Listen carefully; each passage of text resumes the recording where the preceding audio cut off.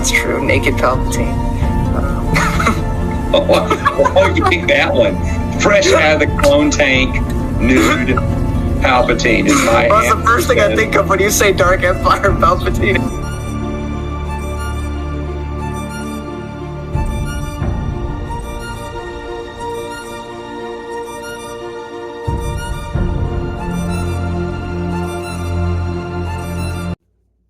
Gosh, it's hot, even though it's nighttime.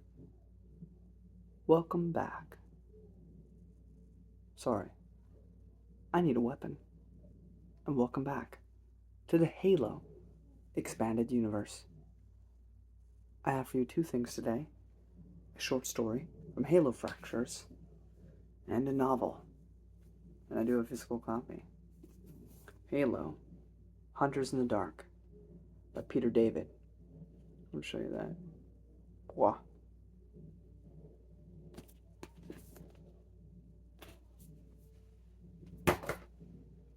So, before I even get into the short story, I just want to mention something about Peter David, because it's pretty cool. Peter David is the co-creator of Lost in Space, and guess what else? Babylon 5. So if you're a sci-fi fan, you like stuff like Star Trek, and you've never seen Babylon 5, or you have and you know exactly who I'm talking about, there you go. Also, has written several Star Trek novels, along with writing a bunch of comic books as well. So, pretty prolific guy, but we'll get back to him. So in Halo Fractures, we have a story called Lesson Learned by Matt Forback. Now he's going to be the author of the next novel we read. This is in 2554, so a year after Renegade by Troy Denning.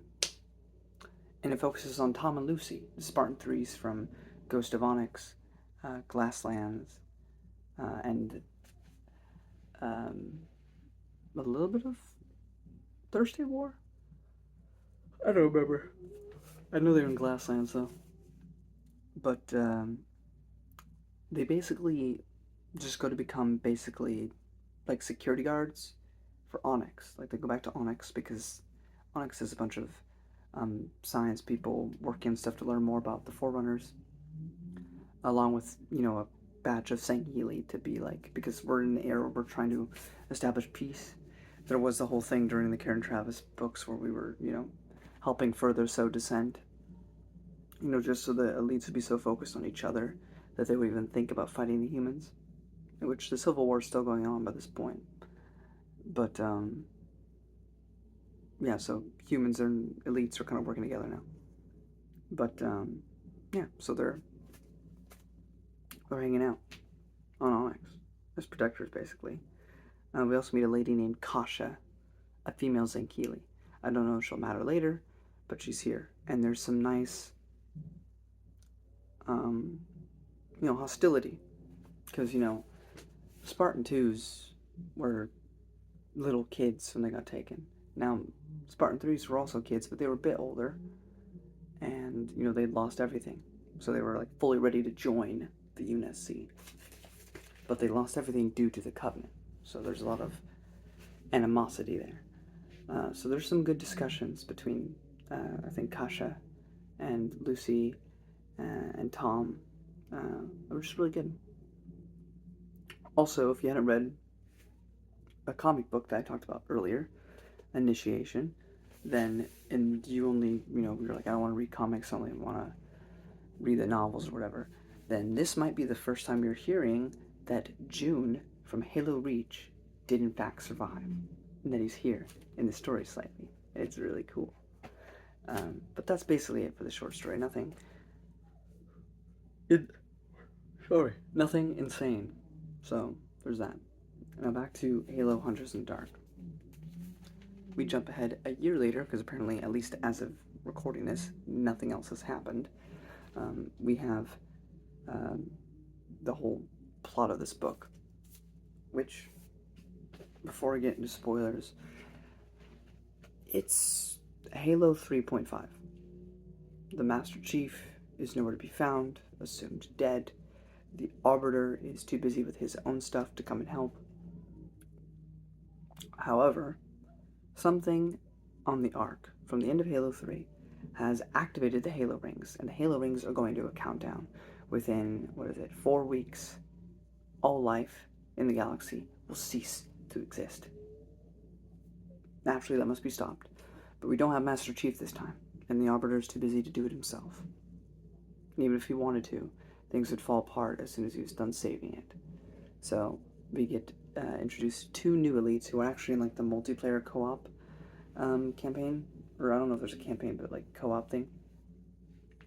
So they've been in the series before, and a bunch of original characters. I think the only real expanded universe character that we've seen here, very small amount, is Sarah Nosman, because since the Karen Travis trilogy, she's been a continuing connecting tissue. But yeah, I mean, I enjoyed it. Wasn't phenomenal. I feel like, again, most of these Halo books have yet to really enthrall me. But I cared for all the characters enough. Luther Maine, I was expecting a lot more. He's one of the main characters, because they gave him such an amazing backstory to begin with. But then they kind of just like, don't do much with it afterwards. But I like all the characters enough. Olympia Vale is going to be a Spartan 4 in Halo 5 down the road. So it's cool to see her here before that happens.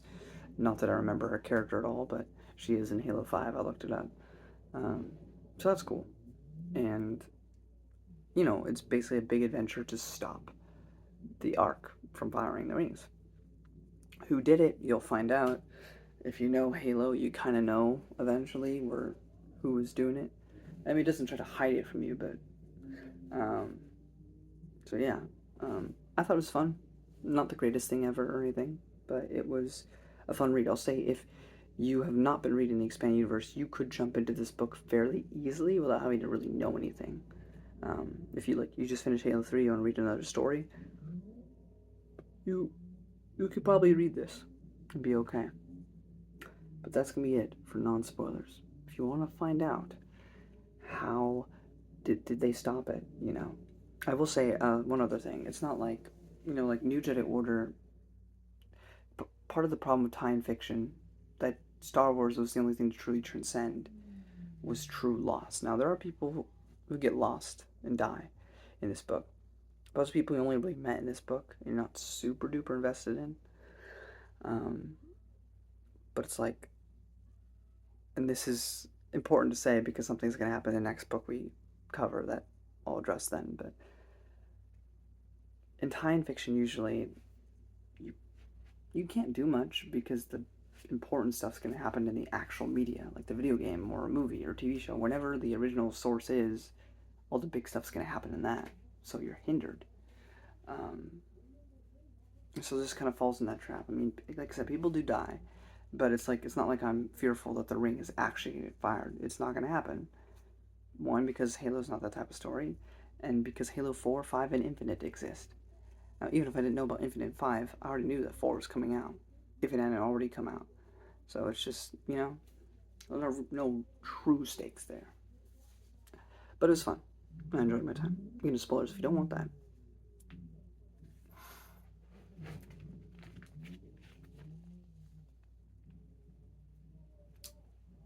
There's a man dying in the beginning.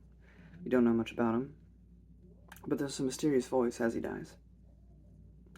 We begin on Zeta Halo, which is really cool, because Zeta Halo was the main location of Greg Bear's second book, Primordium, along with being the prime setting that was not utilized to its full potential in Halo Infinite. Luther Maine is the character we follow, or the primary one, and his backstory is awful. So, like, his planet's getting glassed by the Covenant, and he's a little kid, so, like, he doesn't fully grasp the situation, but he sees the purple ships, he sees the beams falling down on the planet, and he can't help but find it kind of beautiful, and his mother beats him for this, and Her dad's like, you can't do that, blah, blah, blah, blah, blah. He becomes obsessed with the Covenant and the Forerunners. He just thinks they're fascinating, wants to learn more. But it upsets his mom. I'm paraphrasing. But so, he eventually stops. He starts building a relationship with his mom. Seems like things are getting better. Only to one day come home and find his mom hanging from a ceiling. Rough, buddy.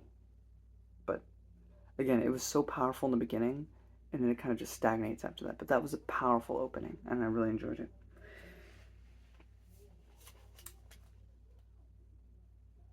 Ote Bennett believes that the Arbiter should die, and that he is a usurper. And I just wrote down he should be friends with Jewel Mandama. We also get to see the Arbiter's Keep, which is pretty cool. It will be a visual location in Halo 5. We get introduced to our first proper, truly, utterly, outside of, I guess, a Halo initiation, but our first Spartan 4, chronologically speaking, with, what's his name? With Kodiak, Frank Kodiak. And he has a lot of animosity toward one of the elites, put on this mission to save the world, because this particular elite just happened to cut off his arm. And there's this really cool scene where they fight each other. I don't want to say too much more beyond that. Sorry. But it was a great, great scene.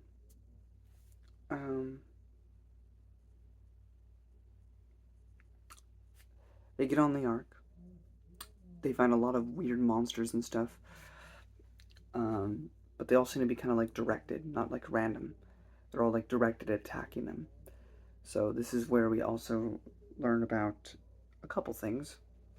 We learn about Luther as a baby. So one of his biggest he had a little fling in university.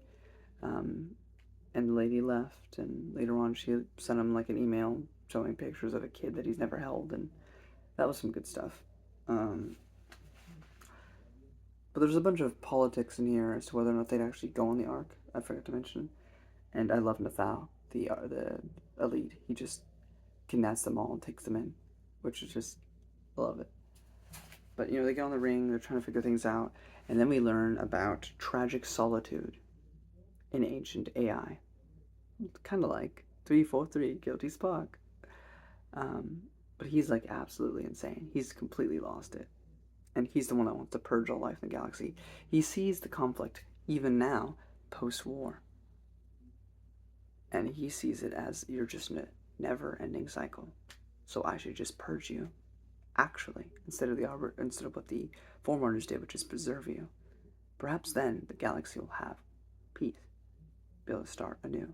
So that's basically the whole gist. And Tragic Solitude is probably the best part of this book. His dialogue is really fun. And Olympia Vale, again, who's going to be Spartan 4 in Halo 5, talks a lot to this guy. And all their scenes together are some of the highlights of the whole book. And at one point, there's even a huge invasion on Earth by these Sentinels. Now, if they don't get mentioned at all in any of the story, I'm going to be slightly annoyed, but we'll see. But eventually that gets stopped. Tragic Solitude is stopped. He's killed. And it's all happily ever after, essentially. That's the big gist of it. But like I said, it started off really strong, and there's strong moments throughout, but it definitely falters in the second and third act. And it's just kind of like, So I can't give this any more than an okay. But if you want to get into the expanded universe and you didn't want to diverge a whole lot of time without knowing the cost, benefit, reward, start with this one, because all you really need to know is Halo 3. But yeah, overall, really enjoyed it. So, again, it's not amazing. It's not even good, I'd say. Not that it's written badly, it's actually written pretty well. It just doesn't hit that sweet spot for me, personally. But I still think you should give it a read. Alright, till next time, guys. We'll read Halo New Blood by Matt Forback. Till then.